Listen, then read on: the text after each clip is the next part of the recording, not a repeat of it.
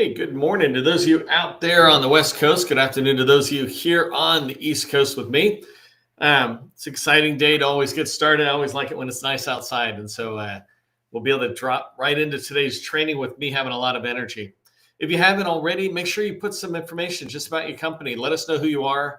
A couple of keywords that just say what you sell or what your company does. And then also just let us know what city and state you're coming from. That's always good. Sometimes people can connect. You're in the same neighborhood, etc.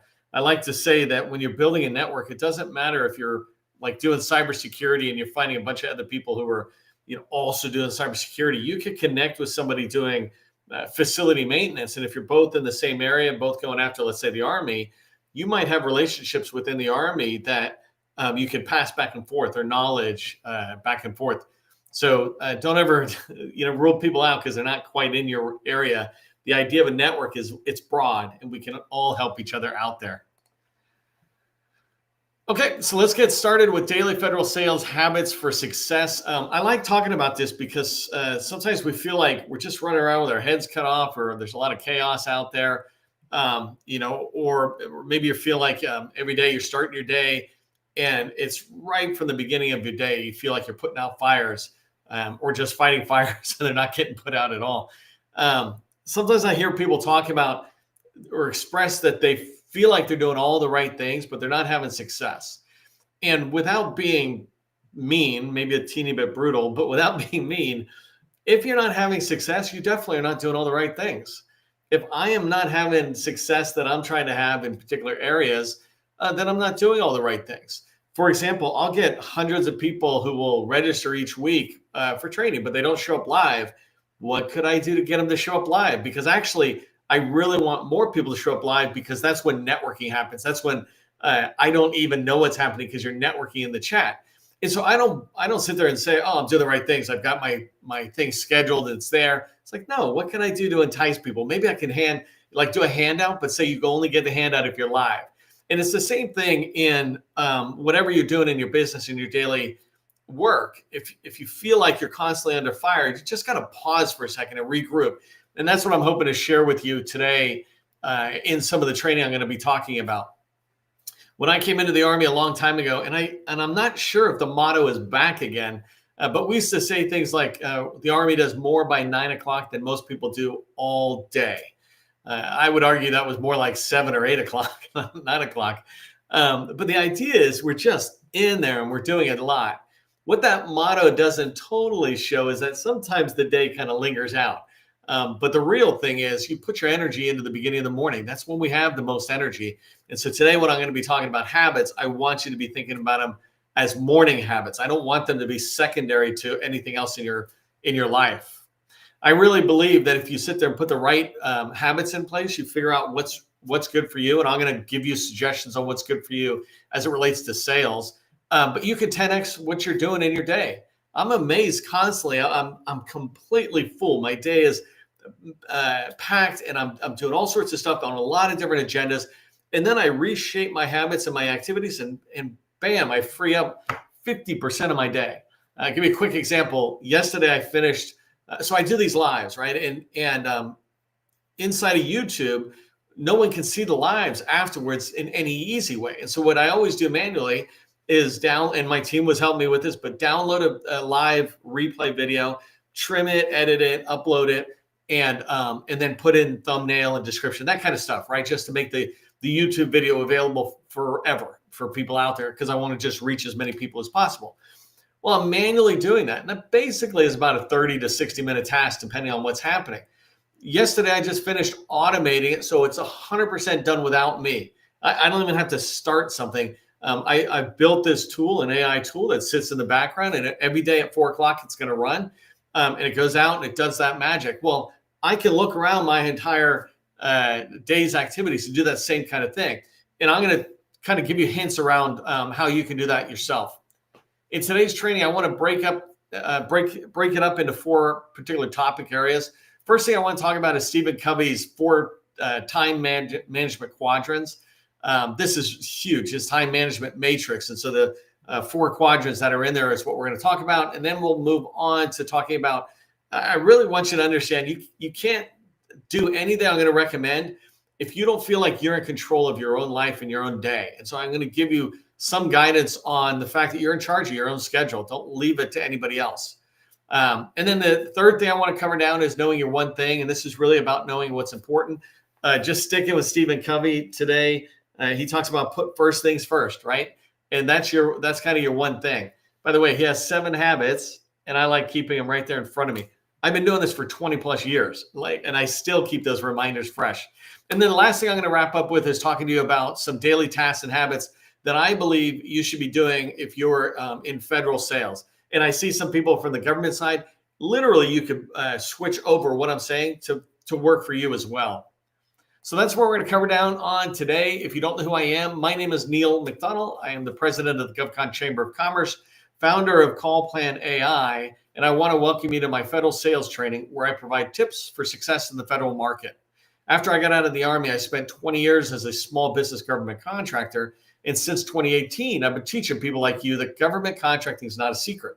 It's just a process. When we follow process A to Z, we have repeatable, predictable results. So this is what I want for you. And this is what we're going to be talking about today.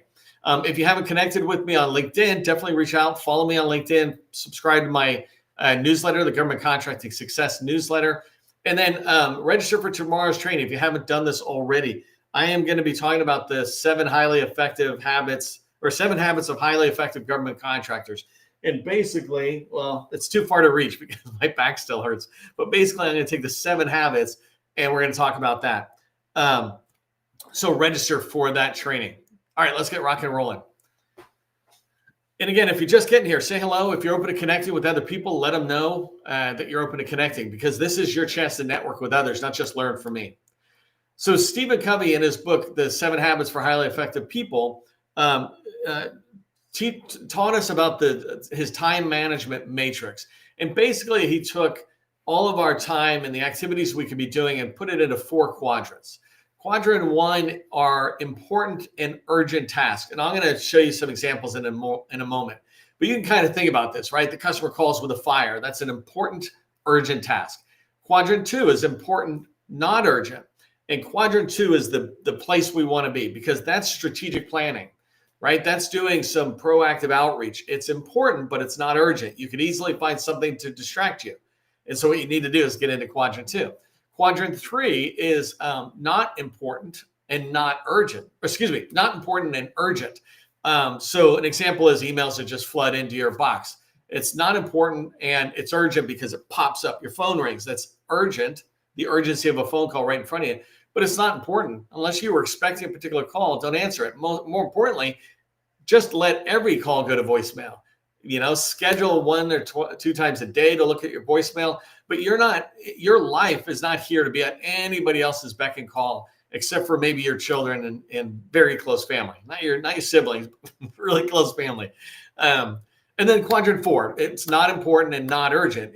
And hopefully that makes sense as well. But not urgent is stuff that just has no relevance. And that could be somebody just walking by your desk talking about the Yankees or whatever. And that's certainly not important.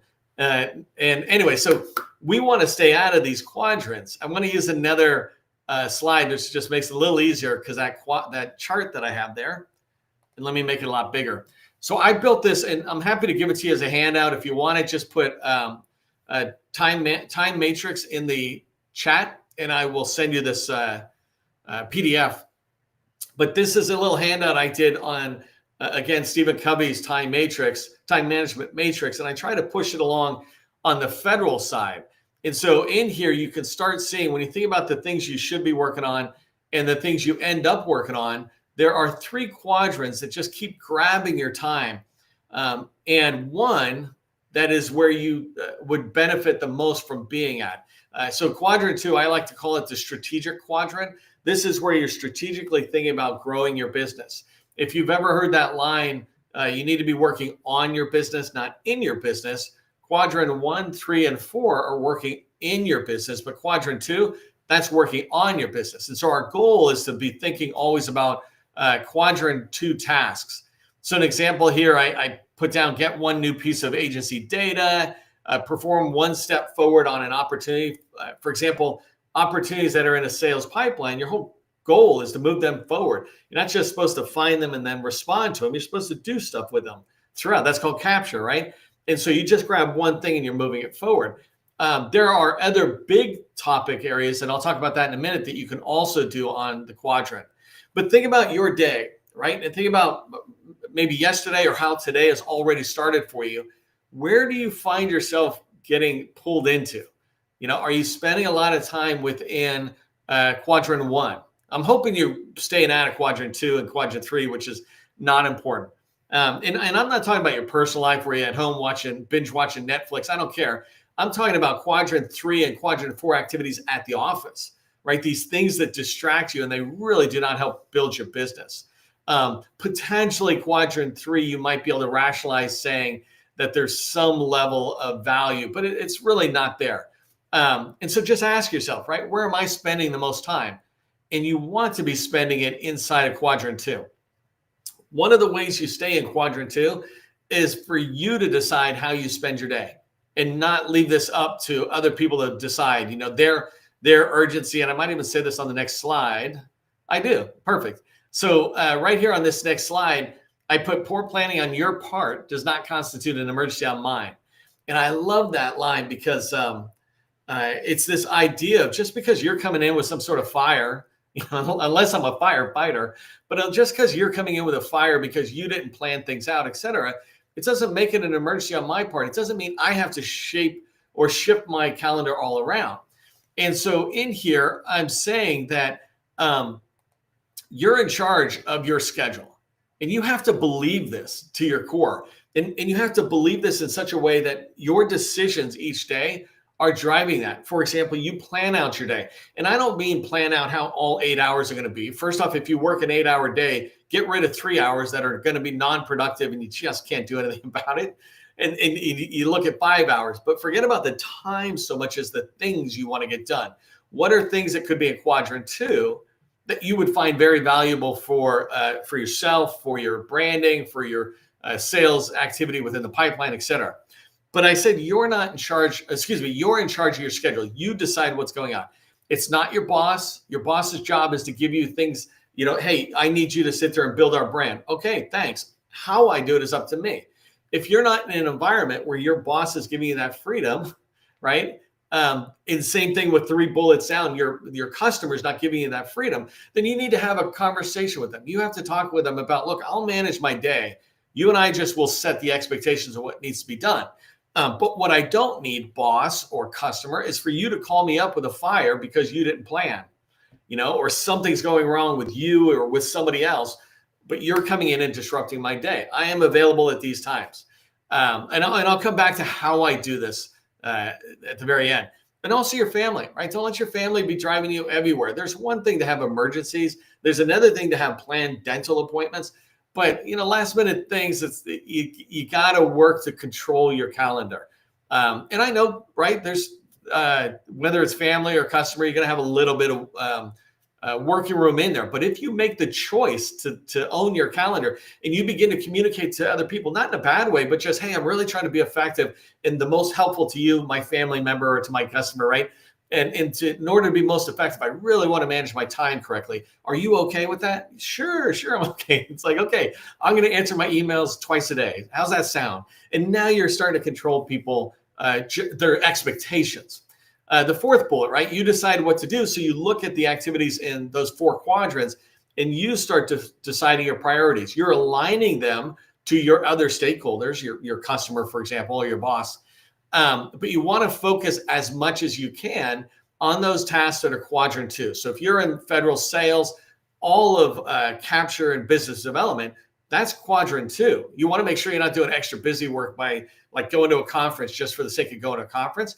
But if you go to a conference because these 3 people who are hard to reach are going to be there, that's really good. I put here in red, block out quadrant 2 on your calendar. So everything else can be loosey-goosey a little bit. But quadrant 2, block out 30 minutes a day, an hour a day, 2 hours a day. It depends on how much, freedom in your calendar you have, but block out at least 2 hours a day. I personally block out 6 hours a day. Now, I don't work 8 hours, I work more, but still, I play most of my time now in quadrant 2. And you can do the same thing, but you've got to schedule it on your calendar. Otherwise, things will just distract. And when what I'm going to talk about at the end here, the habits and tasks you can do, these are things I want you to block out in the morning where you control your time and you're informing other people. So the last one is you need to say no respectfully, but clearly. And this is a big thing. There's all sorts of books out there in the business world and the professional development world where we hear guidance about you need to learn to say no. You need to learn to control your calendar. If somebody knows they can just keep throwing stuff at you for you to do it, then you're just going to get caught up doing all their busy work and not able to work on big projects. And we often will think, well, maybe that'll impress them. It won't, because at the end of the day, you're being measured on what you agreed to do, not all the things you took in between. So one of my favorite lines to control my calendar and to control the expectations, especially with customers, right? People are so afraid to set expectations with customers, but they're just another person. They're just a person who's got their own calendar and other people don't really respect their calendar. So when you start having conversations, they'll respect it, right? Very rare case, we just find a person is a jerk and really just need to get away from them. But what I like to say to people is that, like, they reach out. I hear people say this all the time. Oh, I can't meet at this time anymore. Like they have to reschedule or something with me because I got a customer meeting. Did you not tell a customer you had a commitment?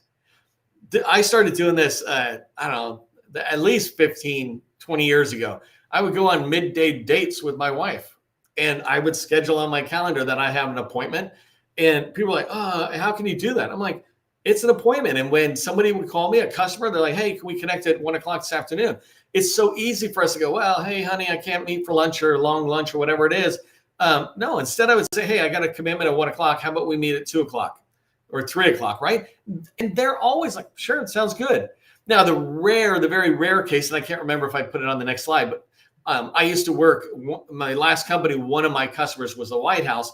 And I was running my company, but I was also a very strong technical expert in there. When they had fires, those fires became ours. That was just something I had to accept in there. The way I began to control my calendars, I just hired somebody else and said, there you go, have at it.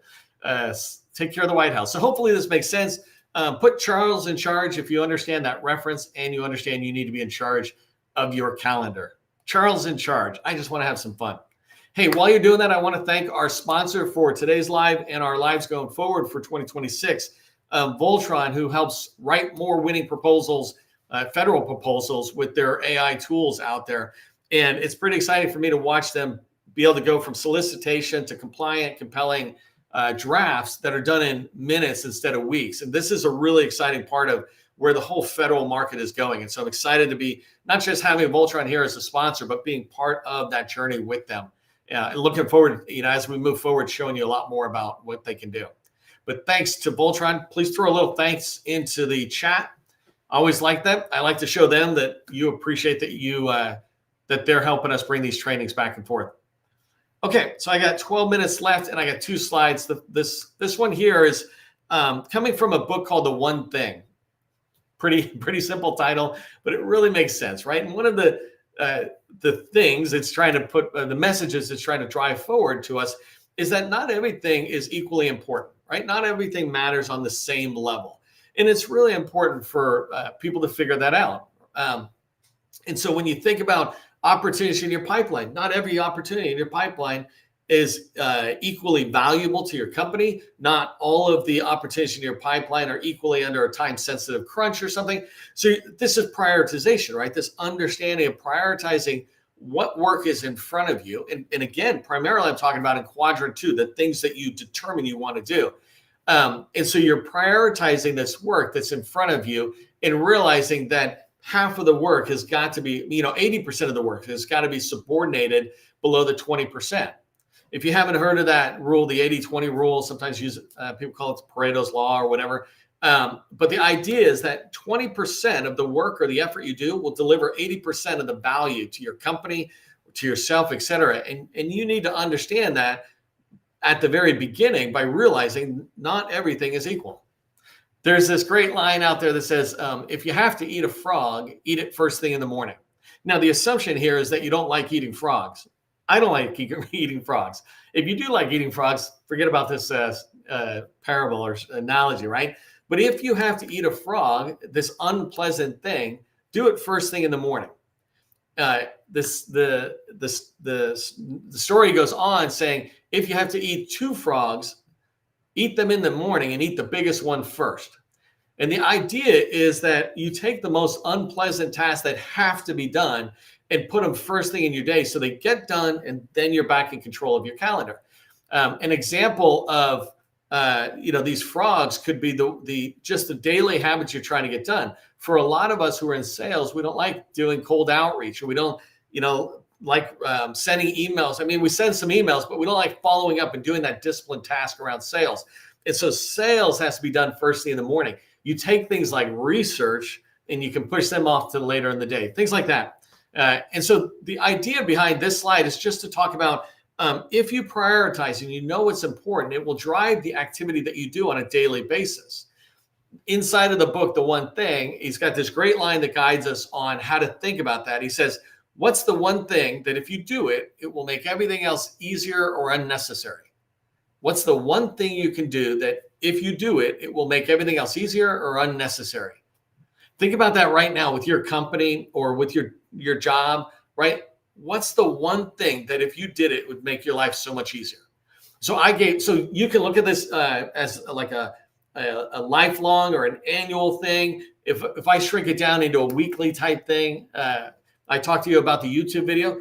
When I did that one thing, and it was a short time frame turnaround, but when I did that one thing where I built an AI tool to automatically do all my YouTube stuff for me, like the trimming and all that stuff, it automatically made everything else easier for me, because now I didn't have to worry about that not getting done, and I could focus on tomorrow's training earlier. It also made some things unnecessary. For example, all the editing, the downloading, the uploading, the thumbnail type stuff, that's all being done now by my AI tool, which is sticky to my message, right? It's my training, my original content. It's just taking some of that busy work away. You want to think that same way. What's that one thing that's in there? Okay, so let's talk about some daily habits that I'd like to recommend you do if you want to have more success. And this is in particular from a federal sales success out there. I didn't put them necessarily in an order, but they're fairly good order here with these 7 tasks. And one thing is you can continue to add to them as you get better and better. I can do these tasks myself much faster than most of you, but it's because I've been doing it over and over. I've really developed that skill. It's like I'm at Michael Jordan level of scanning data or something. And maybe you're still in college playing basketball. You can certainly be at my level. You just need to practice more. And if you start doing these things daily, you'll get very, very good at it, and it will take less time, allowing you to add more tasks to your morning habits. Okay, so the first thing you need to do, everybody in government contracting needs to do, every single day, spend 10 minutes max checking for RFIs and RFPs, right? And once you start doing this daily, all you have to do is say, show me anything that's changed in the last 24 hours. And you can browse through that really quick. So you'll look at SAM. If you're on GSA, you'll look at eBuy and see what came out. If you're on one of the other contract vehicles like Seaport Next Gen, you would pop in there and see that. At some point, you can have AI tools, like I said, where it pulls all of that together and puts it right in front of you, so you can do that review very, very quickly. But you're just trying to see, are there any opportunities that just came out or just had movement that I need to pay attention to? 10 minutes, and you should be able to get through those. Like if you find an RFI, you're not going to spend a lot of time looking at it. You're going to go, that looks pretty decent. Let me throw it in the pile. I'll look at it later. Second habit here is review your sales pipeline, right? A lot of us have opportunities in there. Maybe we got way too many. What are your top 3 opportunities? Every day, you should spend 5 minutes or less looking at your top 3 opportunities and making sure you know what the next step is for that opportunity. You can't look at all these opportunities. So look at the 3 most important ones to you and say, do I have an understanding of what needs to be done, and can it be done right away, right? And you schedule that task. You make sure that task gets done. The third task that you can do every morning is go into LinkedIn. I don't have time to show you, but I've done a lot of other training before. But go into LinkedIn and find posts that you like, posts that you agree with. Make sure the posts are related to what you sell. Because if you start going too far afield from what you sell, then you start attracting the wrong audience, right? No offense against those people, but you want to attract federal buyers. You want to attract teammates who are in that same world. By the way, so everything in here I'm talking about, examples of people I might reach out to is a guy named Steve Prince. He's a lawyer out there. He writes about so much stuff that I don't ever touch on. GAO reports, the FAR changes that are happening. So it's awesome. I'm able to go in there and engage with his stuff, and I'll talk more about that. But I might go in and begin to build a list of these people. Juliet is a proposal writing expert, and she writes content a lot of the times. And I love coming in and playing sales to proposal, yin and yang on it. And so you can find these people who are out there. These people are writing content that are related to what I do, but it's not the same. And by the way, there's people who write exactly in kind of my same space, and I'll still go out there. And if I see them, I'll give them a little thumbs up is what number 3 is, right? Engaging on those posts with a like.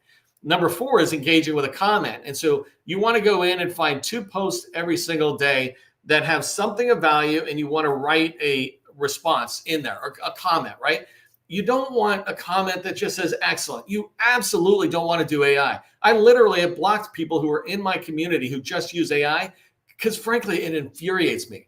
I mean, if I take all this time to make the content and you go AI response, then I'm like, what? Should I have AI talk to you and you have AI? So that's a pet peeve of mine. I don't like AI for our communication, but you can go in. Remember I talked about Steve Koprince. He'll write something about a GAO report, and I'll look at what he has, and I'll kind of look for a few minutes on the article and his summary of it, and I'll comment back about, wow, I didn't know this thing or something, right? I'm trying to engage with it. It adds value, but also I'm now becoming visible to Steven's audience. He's becoming visible to my audience, and that's why you want to be doing this, by the way, is you're gaining visibility.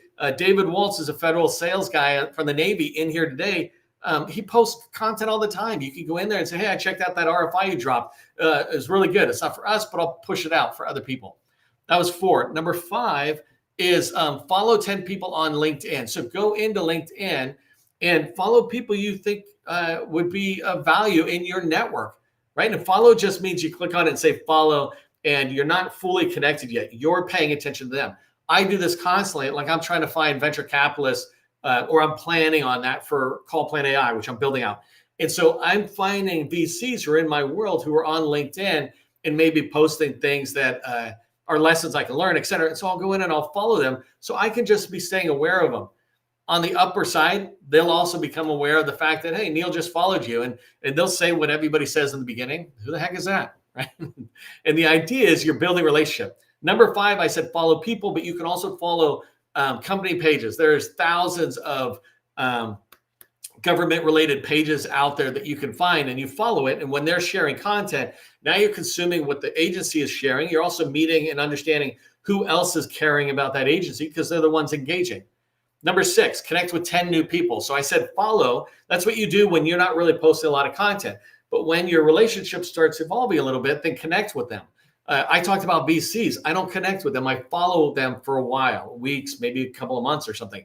But I'll connect with anybody in my training because they know who I am. We can connect right away. You could do something similar. You could find the people who were in the training today live, posting comments. You could also go see who registered to attend my training. It's well over 100 people. You can connect with 10 of them. Hey, sorry I missed you in the Neil's training. I'd love to connect if you're open to it, right? And that's how you're building your network. And you want to do that every single day. You don't want to do it once in a while. Every single day, connecting with 10 new people.